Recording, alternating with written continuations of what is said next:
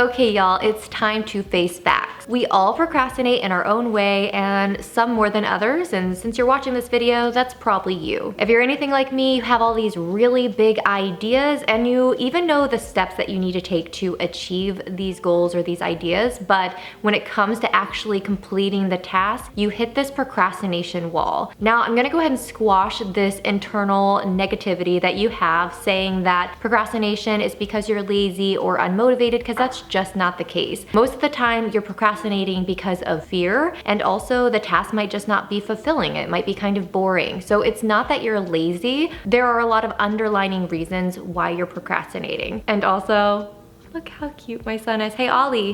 What? Wave. Hey y'all, I come to you from my living room because my son is right there taking a bath and I can now keep an eye on him. But if you hear some water and splashing around, that is what that is. So the very first method I want to share with you to stop procrastination is eating the frog. Now, no, I don't mean actually eating a frog. This is based on a quote from Mark Twain, where he says, if it is your job to eat a frog, it's best to do it first thing in the morning. And if it's your job to eat 2 frogs, it's best to eat the biggest one first. Obviously, the idea is if you're gonna have to eat a frog, you might as well get it over with at the I actually can compare this to my husband eating vegetables. Every single time I make a plate of dinner, he looks at the plate, he sees the vegetable that he does not want to eat, and he scarfs that down first very quickly to get it out of the way, and then that way he can relax and enjoy the rest of his plate of food because it's things that he likes a lot more. So even if you still have some challenging tasks the rest of the day, it can only get better from, you know, the frog or the vegetables. The next method is kind of a larger scale of eating the frog, and you're looking at more a week and a month in advance. So for me, I do this a lot with my freelancing tasks. I always plan a week ahead, and what I tend to do is make the first 2 to 3 days of the week a little bit heavier with the tasks that I don't really want to do, the things that I procrastinate usually the most with, and I'll try to accomplish those on Monday, Tuesday, and Wednesday. And that way Thursday and Friday are filled with either tasks I find fun or just a little lighter, less boring, just the things that I enjoy doing more. One, it gives me something to look forward to. I look forward to the end of the week because it's a little bit more chill. And also it just makes sure I accomplish all of those challenging tasks and I get them done. I can check that off my list, and that way the rest of the week is just a lot less overwhelming.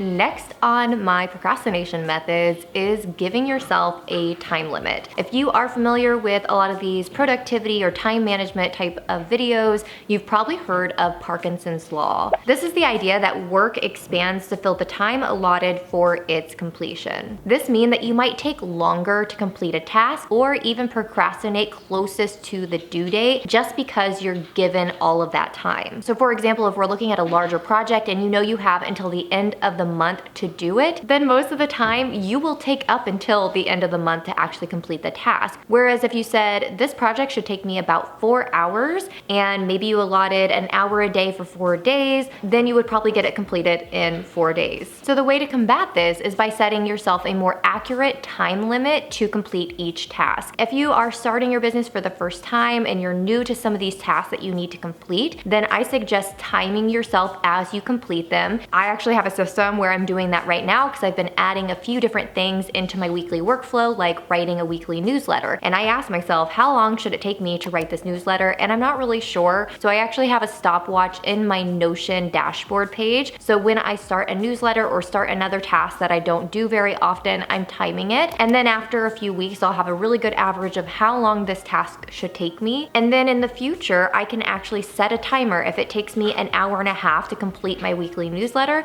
I will set a timer for an hour and a half and I will start working on it. I'll check my timer here and there, and I'll be more likely to complete this task within that hour and a half versus if I said, I just need to get this done this week. Most likely I'm gonna keep pushing it towards the end of the week and then doing it last minute, and it's probably not gonna be as good because I rushed through it. Okay, so another procrastination method, and this one is probably one of my favorites, is the 10-minute rule. This one really works for me, and so I highly recommend that you give this one a shot. If you ignore all the rest, try to do this one. So the idea is, no matter what the project, what the task, sit down and set a timer for 10 minutes and then start working on the task. Once the timer goes off and your 10 minutes are up, you have a choice. I love having choices. You have a choice to continue working on the task or to stop and move on to something else. 9 times out of 10, you're gonna continue working on the task because at this point, the ball is rolling and you're less likely to want to stop and move on to something else. And that is for a couple of reasons. One, once you've started a task, you most likely realize it's not as scary as it seemed when you were putting it off. I know for me, sometimes working on a project, maybe even like creating a digital product template to sell on my shop or something like that, I might put that off because it sounds so daunting to create a new product and list it on my website. But every single time I do it, I'm like, oh, that didn't really take me like that long, it's not that bad. But no matter what, when it's time to do it again, I have that same fear. But if I were just to spend 10 minutes working on it, I would realize, okay, this is actually going pretty smoothly. It's not as scary as I thought it was. And so this 10-minute rule can really help that. Another reason this 10-minute rule is so helpful is because,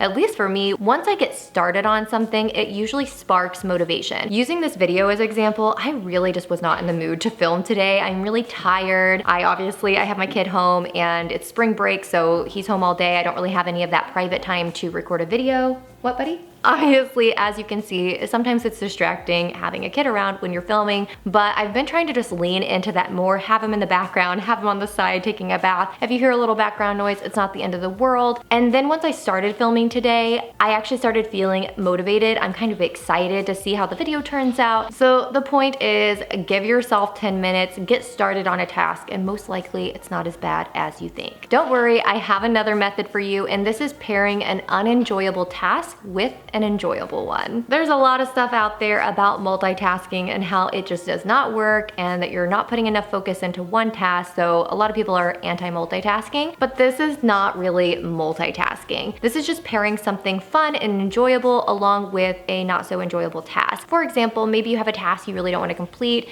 Maybe it's writing something. I know for me, writing is usually the task that I'm most resistant to, whether it be writing a newsletter or writing a script. I just have this like friction against it where I don't really want to do it. So something I try to do is I will make my favorite beverage, whether that be iced coffee, a matcha, whatever it might be, and I will drink that while I'm writing whatever it is I'm working on. This way I have something that I enjoy along with something I don't really enjoy so much. This might sound like a really simple concept, but it's something you might not think about. And instead of making this like hour miserable, sip on your favorite drink while you're writing your script or your newsletter or doing whatever task you think is horrible and unbearable. I actually do this in my personal life as well. Something I absolutely hate doing is any kind of workout. Even if it's stretching, I don't know why, I just like don't want to get up and do it. I would much more rather watch and binge my Netflix shows. But last night I was like, I need to work out, but I was watching The Perfect Match on Netflix, which is just one of my cringy reality TV shows that I love to watch. And I decided to get up off my butt and start working out while watching the show. And it made it a lot more bearable because I was being entertained, laughing, and I just didn't focus on the pain running through my body as much as I normally would if I was like working out to a workout video or just with some music. Also, I'm not sure if you're familiar with Lettuce Grow, the big farm stand, like indoor gardens that you can get,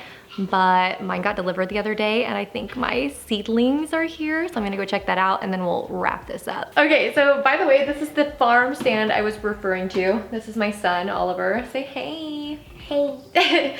And look at these little plants. Let me show them. Look at these little guys. Oh my goodness. I am so excited. Okay, so let's wrap this video up. If you are a chronic procrastinator. And a painter. What? And a painter. And a painter? If you are a chronic procrastinator, then most likely you have developed some pretty concrete habits that you do on a daily basis that enable your procrastination. So beyond just trying these methods, you probably need to break some of these bad habits and replace them with new ones. And I am going to be doing a video all about building habits, breaking habits, probably in the next week or two, so make sure to subscribe if you're new. And if I remember, I will put this video right here if it's already posted by the time you're watching this. But that's it for now. I am gonna get to creating my farm stand, and I will see you in the next video. Bye, interweb besties. Bye, interweb besties. I love you.